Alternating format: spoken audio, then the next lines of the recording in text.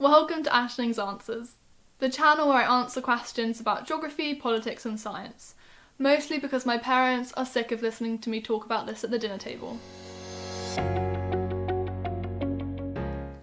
I'm sure you've heard of the United Nations. It's an intergovernmental organisation that was set up 75 years ago in 1945, with the goal of ensuring international peace and security. And if you've heard of the United Nations, it's very likely that you've also heard of the UN Security Council, which is one of the main organs of the United Nations. The Security Council is made up of 15 member states and deals with issues to do with international peace and security. So 10 of these members are elected for 2-year terms by the General Assembly, which is the main policy-making body of the United Nations, where all 193 member states are represented. The other 5 members of the Security Council are permanent members, so these are Russia, China, France, the United Kingdom and the United States. So in 2011, the then UN Secretary General Ban Ki-moon said that Security Council reform was too long overdue, as it had already been discussed for 2 decades, and yet the problem still hasn't been resolved. As recently as Friday the 26th of June 2020, during a virtual ceremony to mark the commemoration of the signing of the Charter of the United Nations, there were calls for more equitable representation of all regions on the Security Council. Okay, so why do we need to reform the UN Security Council? Reason number 1, permanent membership. The most pressing issue, I think, is that we need to rethink the idea of permanent members within the Security Council. So the permanent members, Russia, China, France, the UK and the US, are the victors, or the successive states of the victors, Russia, looking at you, of the Second World War. And these permanent members haven't changed since 75 years ago in 1945, but the global political and economic landscape is completely different to what it was at the end of the Second World War. So in 1992, Japan and Germany, along with Brazil and India, began to demand permanent seats on the Security Council. But their regional rivals opposed them becoming permanent members because permanent membership to the United Nations Security Council has one key feature: a veto power.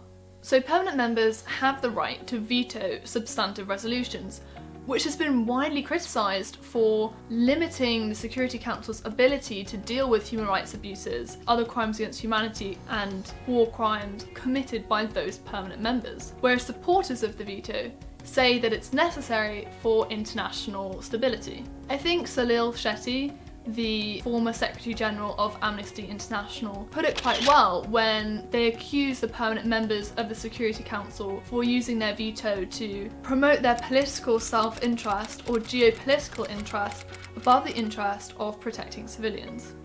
The UK hasn't used their veto power along with France since 1989. The United States has used theirs more recently, as has Russia. And I think it's not necessarily using the veto because it's sort of gone out of fashion, it's frowned upon. I think the threat of being able to use a veto is almost as powerful as using the veto. So the idea of a veto is interesting because I think it's very hard to find examples of the veto power being used for good when having the veto power would have been the only way to achieve that end. So there are examples of when the veto power has been used so that a resolution brought against a permanent member hasn't been passed, which has allowed them to continue how they were before or doing whatever they wanted. Let's say Russia, for example, have used their veto to stop resolutions passing that threatened their military ambitions. But there have also been examples where the veto hasn't been used. France had an opportunity in 2003 to use its veto to further throw stick in the wheel of America's plans to invade Iraq, and they didn't use it, which might have been an appropriate time for it. And although France didn't use their veto, the threat of it caused a lot of friction between them and the United States. And so I think when you have obvious examples of the veto power being abused, and it's hard to find examples of where it's been used appropriately,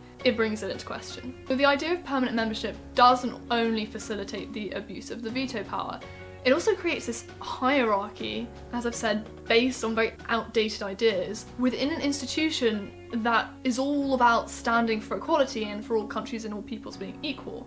And that doesn't sit well with me or with a lot of people. So, for example, there are only 2 countries in the world who tax their citizens that live abroad, Eritrea and the United States. But in 2011, the United States Security Council condemned Eritrea for this practice, saying that it was against the human rights of its expatriate citizens. But when it came to criticising the United States, tumbleweed. Nothing. I can't even find reference to it online. If you type this sort of stuff into Google, all you find is them condemning Eritrea. There's not even much mention of the fact that they didn't even condemn the United States, and I think you've got to question whether that's because the United States is a permanent member on the Security Council and have a lot of sway in global politics. So yeah, there's a big question hanging over the idea of permanent members because of the veto and because of the hierarchy it facilitates. The second feature of the UN Security Council, which needs to be rethought, is the allocation of seats by region. The number of non-permanent members in the UN Security Council has already been increased from 6 to 10 in 1965, so changing this is probably the least controversial of all the possible changes because it has been done before, and in the UN it helps to have a precedent already set. So these 10 seats are divided by region. Africa has 3 seats, Latin America and the Caribbean have 2 seats, the Asia Pacific region has 2 seats, and then Western Europe, North America, Oceania and West Asia, which is collectively known as the Western European and Other Group, have 2 seats, and Eastern Europe has 1 seat.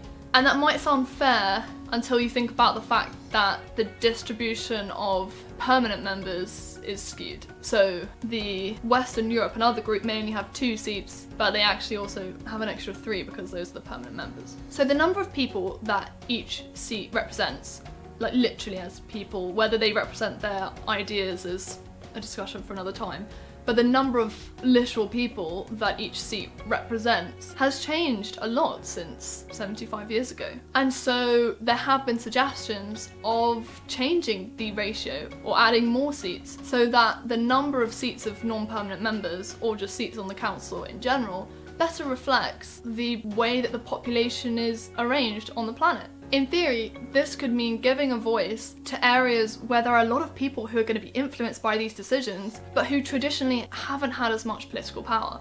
So, as the British historian Paul Kennedy wrote in 2006, everyone agrees that the present structure is flawed, but consensus on how to fix it remains out of reach.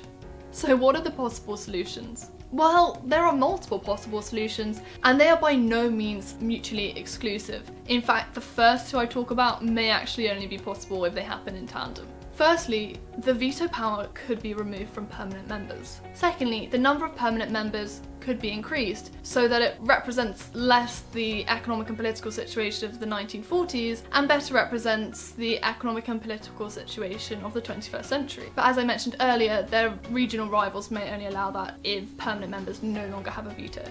Another option is that permanent membership on the Security Council is just done away with altogether. I believe that the idea of permanent membership in general goes against the UN's idea of equality amongst all peoples and countries, and so we need to come up with something different. A possible solution I thought about was having 2 groups of non-permanent members who are elected on alternate years. So they would still each serve a 2-year term, as is the norm for non-permanent members now, but they would be elected on alternate years. So each year there's still half the people at the table who were there last year and know how it goes, because I can imagine people arguing that permanent members are needed for the leadership they provide or something like that, but there's no reason that other countries can't be leaders as well. Another option that has been put forward is the idea of semi-permanent members. So they are still non-permanent members, but they're elected for a longer period of time than the 2-year term of current non-permanent members. This idea was put forward by a group of countries led by Italy who got together and called themselves Uniting for Consensus Movement, who were throwing around ideas of how to fix the UN's problem with its Security Council. And along with that, they also wanted to have more non-permanent members, trying to democratise the Security Council, basically. And alongside these possible changes that I've mentioned, adding more non-permanent members would also help to make people feel more like their voice was being heard and less like it was a bit of a facade. I don't think there is one perfect solution to this problem, which is why I think it's so interesting and also why it's very difficult to come up with a solution. I think also it's naive to think that whatever solution countries prefer isn't politically motivated to their own ends, which is why maybe to you sat at home the solution might seem clear, but when you're not coming at it from an objective perspective, I can imagine this is a bit of a conundrum. Would you really give up your veto power if it allowed you to do things you really shouldn't be doing, like taxing your citizens who no longer live in your country? I don't think you would.